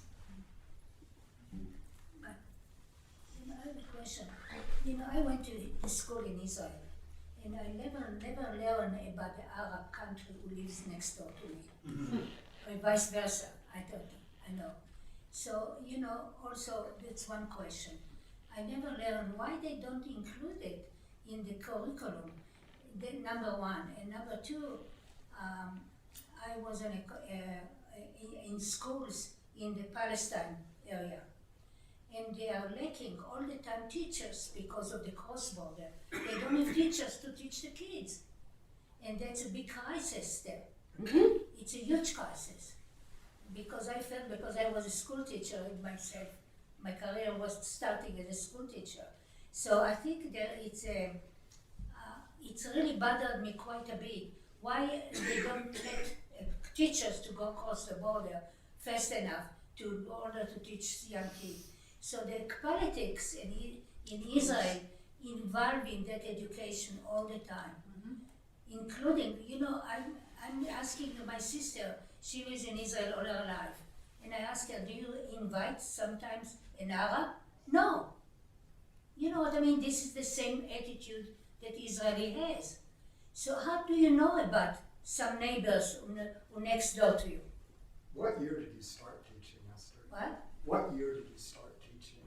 The first year that you taught? I taught in 1950s. Yeah. Also, one of the... I'm going to try and summarize some of what Esther said here. So, Esther grew up partially in the Mandate for Palestine and was a teacher. And one of the things she is mentioning, correct me if I miss stuff, please, is that first she felt there were not enough teachers, that they were sort of preventing people from crossing the border to teach kids, even though there was a huge need for it. And also that when she went to school, she did not learn about Arab countries. Exactly. I learned it as an adult about the Arab. Well, and also that there's still a divide within the country, right? And It's a big problem. well, and one of the things, sort of that I think can be like surprising for a lot of Americans, right, is like the lower levels of Israeli schooling are segregated by language, which also essentially means segregated by ethnicity, right? Like you have Jewish Hebrew speakers Exactly. at lower levels, and you have Arabic speakers in their own schools at lower levels, and also, right, the separate but equal is pretty, in certain ways, it's equivalent to that of the United States. Also, in certain ways, because it's similar to our taxation system of how you fund public schools.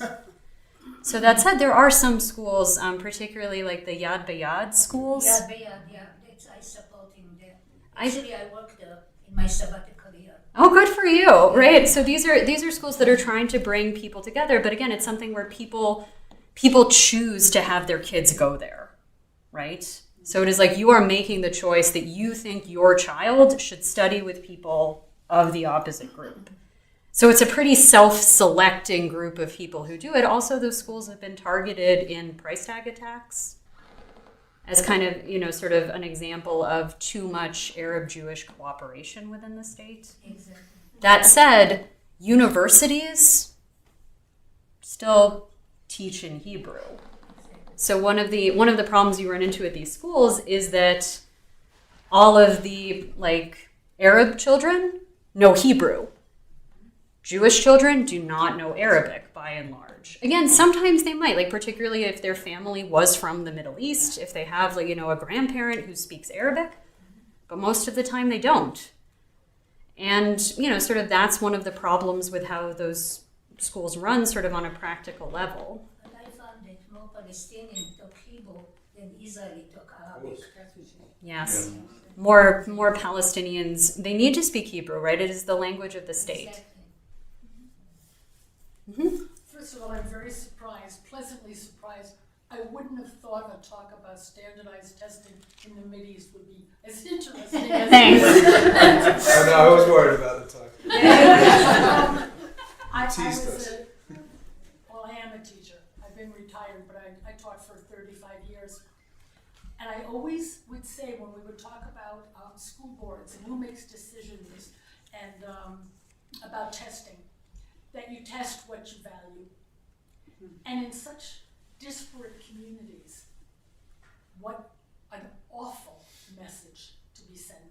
What I value for me is not what I value for you. Exactly. And that says a lot.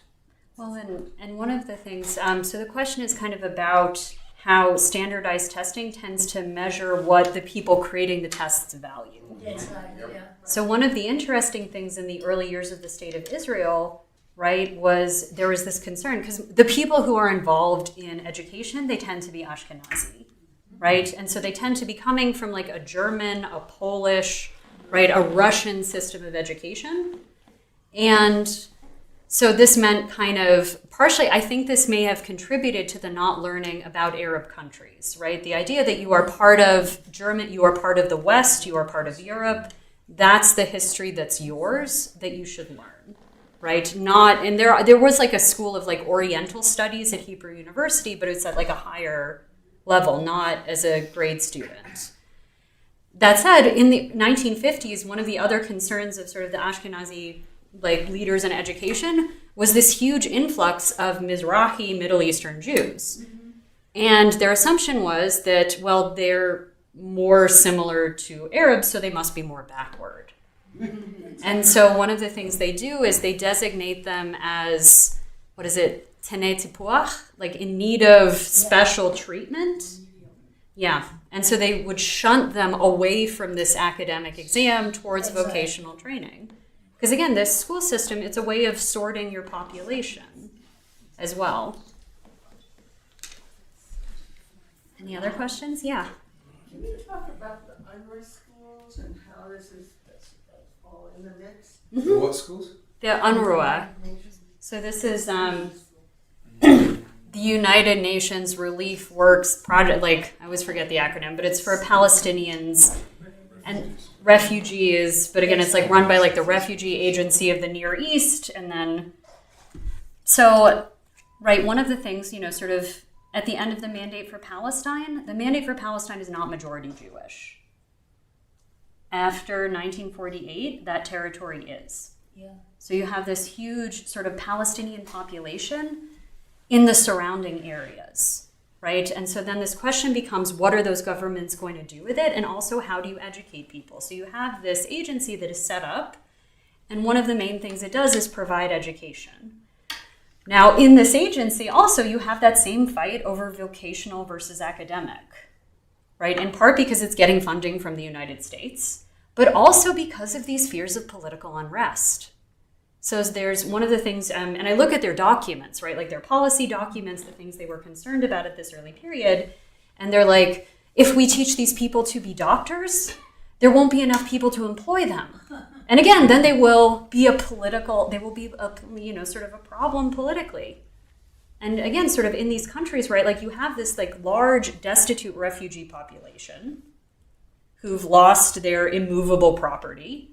So what are they looking for? They are looking for, sort of intellectual capital. They would like a degree because then you could get a job somewhere else, right? If you do not have a house anymore, you could get a PhD. And so you see this fight on the part of Palestinians to get more of this academic education. So I have this like really funny document where they're like, we tried to teach them woodworking and no one would come because they were like, I don't want to be a carpenter, right? I want to be able to support my family. And so, but again, like these are schools that are sort of catering to Palestinians. They also become one of the largest employers of Palestinian teachers. And actually, I have a colleague who does research specifically on those schools in Jordan, who's like, sort of uncovering like this whole world of what they weren't able to do, especially with this sort of inability to control their curricula also. Yeah. Short comment and question. The comment is, when you talked about the unrest among educated people, I thought about what's going on in Saudi Arabia now, where they're terribly concerned about the high unemployment rate of educated young people, but maybe you want to comment on that. But my question is, if you have a standardized test across a large geographical area, did they have standardized teaching materials so that people would be learning the same thing? So one question is about the actual potential for political unrest among people who are educated and unemployed, particularly in Saudi Arabia. And then the other question is about, well, how do you physically get people to take the same test based on the same materials over a really large geographic area? Were they the same? Oh, yes. Yeah, no, they have the same curricula. It gets distributed. And again, there are all of these, like, that envelopes are distributed secretly, right, so that everyone will open them at the same time so that it will be fair. But no, like there's a standardized textbooks that everyone has to look at. Like you have to learn the same materials, and those are distributed by the state. But one of the things with this question about like potential unrest among the educated unemployed, one of the things, and this is something I talk about in my first book a lot, is first like an educated unemployed almost like doesn't materialize up until like the 1950s plus. Like just not enough people are getting educated.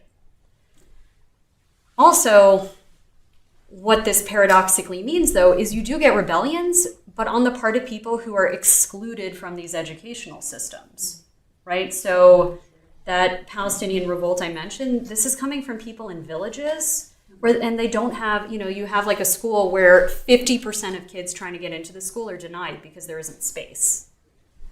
And those are the people who are rebelling because they have the system, like the Mandate for Palestine system is doing nothing for them, right? So I would sort of say actually the reverse can be true, right? Like if you deny people schooling, there isn't any incentive to sort of participate in that system. Yes? No, I was just going to ask you about Lebanon because you didn't mention it at all. Mm-hmm. We happen to have a niece from Lebanon, so I was just curious how that interacted. So one of the questions is, what is going on in Lebanon? So the thing is, right, like, so Lebanon has so the thing is, right, like, in certain ways, like Lebanon, and again, it ends up being carved out of a broader French mandate for Syria, and the goal for the French with it is you create a smaller territory where Christians are the largest minority group, because the Maronite Christian community had already been kind of dependent on the French earlier, and this was a way of dividing and ruling. So that said, Lebanon has a pretty well-educated population because it has a whole bunch of missionary schools from the 19th century, right? So this American University of Beirut, before that it's the Syrian Protestant College up until 1920. But so it becomes this huge hub of education for the whole region. Exactly. In part because it also teaches in English. Many in my family went to Lebanon for the university. Mm-hmm. Yeah. No, so during, sort of the mandate period, it teaches in English. It's much cheaper to attend than having to send somebody to the United States or England. And also you end up having like a pretty largely like Arab faculty, but you have a really large Jewish population of students going there, in part because it has a medical school. So again, if you want to become a doctor and you weren't already one in, sort of Europe, right? Like up until like the 1930s, you would have to, you would need to be trained more locally. So a lot of people went. Now, again, things change after there is an Israel, right? Like, again, suddenly all of these countries where you could actually kind of, sort of move back and forth freely, you can't anymore. And also, right, like they've lost, right? Like these countries have lost to Israel. And so you have, sort of an angry student population. The bulk of the region is going to support Palestinians after 1948. So you end up having like a lot of political activism at that American University of Beirut. You also have French schools as well. Right, she's trilingual. Mm-hmm. Which I think is common. First question. The bagot, what you do it in the end of high school, they changed it, or it's the same subjects right now? What is the situation in So Israel? I think now though you still have a core of subjects that are similar, like the English, mathematics, religion, history, but then you can take like an extra field in like computer science. Oh, no kidding. Which you couldn't do before. So you have like more elective options. Mm-hmm. I'm thinking mostly of the West Bank settlers, ultra-Orthodox. Do they participate in the standardized testing? So that's okay. So so the question is about Israel's ultra-Orthodox population. So the thing is, in the West Bank. well, yes. So and again, and also right, like so many of them are American. Also, so one of the things with Israel's public school system is you also have a religious branch, right? So you have like Jewish religious schools, and they get funding from the state, but it's actually based on the amount of the state curricula they're willing to teach. So if you're willing to teach 75%, the state will kind of fund you that amount. But one of the interesting, so not very many male ultra-Orthodox take the exam. Many more female Haredim take it because, right, like their education is not meant to lead to you study Jewish religious texts all the time. They end up having to be the breadwinner also. And raising like the 12 children. Like, I only have 3. It is hard enough, right? Like, and so so that is one of the things where they pass the bagut in like a much higher percentage than males do, and they take much more English and math. And also sort of, right, like being able to work from home, right? Like working remotely has been like really important for this community as well. So they take it in much lower numbers than secular Jewish Israelis, than Arab Israelis. They also pass in much lower numbers, but again, like women tend to do it much more than men.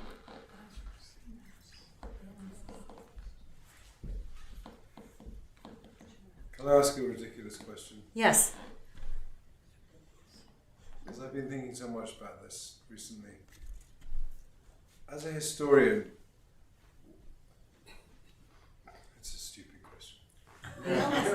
Do you want to know what my students ask me? Like, it is not a stupid. It is not a stupid As a question. historian, what do you think would have happened if the Arab Palestinians had accepted the UN partition in 1947? So it's a hard question, right? So the question is, what do you think would have happened if Arab Palestinians had accepted partition? So again, I think first, right, one of the things that figures so much in their decision not to accept it is, again, at that point, they are the overwhelming majority of the population, right? And it's with the partition plan, in order to have a Jewish majority area at that point, you were going to have a whole bunch of Arab Palestinian population transfers and loss of land. And so it's something we're agreeing to that. And again, when you have those numbers, even if it's pretty clear they do not have the military capacity, it's a very hard sell. Even you had Jewish Zionist organizations like Brit Shalom is one of them that were arguing very early for like 2 nationalities, but they wanted it to be equal representation. Which again, if one segment of the population is an overwhelming majority and they get equal representation to a minority population, that's not equal representation. I also, to be honest, I think it's also something where I don't know that it would have been sustained in the long term, right? Just in terms of this issue of sort of, you also have like a Jewish Israeli state that is seeking more territory than it's sort of allotted in the partition plan as well. And so I think it's something where you would have had wars, but I do think Palestinians would be in a better situation. Mm-hmm. You said that historically, before the test started testing for aptitude, it was really all knowledge-based. Mm-hmm. What was the construction of those tests like? Were they, for example, in mathematics, just a math problem, or if you were testing on history, what happened in a certain year? How were they constructed? What did they look like? So the question is like, how were the tests constructed? What kinds of questions do they actually ask? So it's a lot of essays, like a lot of essays. So it's like, you know, and there's a lot of like Shakespeare, right? Like it's not, you know, because again, the British are involved. So for like the leading translator of Shakespeare into Arabic takes these tests, right? And he, you know, when he loves Shakespeare, he becomes an expert. But no, but one of the weird things though is because there aren't that many lab facilities. Again, particularly for like the Arab Palestinian population, for people in Jordan and Iraq. So that means you have to write essays about experiments. So it's like, if you were doing chemistry, what would happen, right? Like, but again, and also, you know, in some of the essays, especially the language ones, are really fascinating. You know, because it will be like, do you think so-and-so is a good man? Write about it, right? Like, you know, it's very clear, right? This idea of like values are kind of being transmitted, but it's just, and for the math ones, I would say I spent less time on them. But again, it would be like a series of equations you need to solve. And you also would have that like with grammar, where it would be like, okay, you know, sort of you need to parse this sentence and be able to explain each part of speech and like what it means. But your ability to respond to an essay question tests not only your knowledge, but your ability to put sentences together. It's true, but I would say there was not a big emphasis on like analysis. The idea was you need to put forward like what, you know, sort of like if it was about the Shakespeare, you would need to know the entire play and be able to like talk about it specifically. So there are a lot of complaints about memorization. Yeah. But again, as I talked about, right, there's this appeal that there is this world of knowledge out there which is up for grabs for everybody, right? I mean, it's a kind of, you know, it's a universalism. So, but if you're grading essays, there's a lot of subjectivity to the grading. Mm-hmm. How do you get around that? Because, you know, you may have one grader saying it's this and another grader saying it's that. So, right, the question is about subjectivity with essay grading, but one of the things is there are not that many graders. So you would actually probably be graded by the same guy as everybody else. So it would be like, okay, this one fellow is like grading like 300 exams because not that many people are getting educated. How But- long does it take to get the results? It doesn't. It takes a few months, but again, I would say though one of the things you run into, like in Iraq in particular, because again, then it's a much bigger country. They have more control. You get more education more quickly, and so then you get questions of subjectivity, and where sort of it's like, well, this guy graded my exam, I think, at the Central Bureau, so should somebody check him? And you get particularly complaints on the part of Iraq's minority communities about whether or not they're getting a fair shake.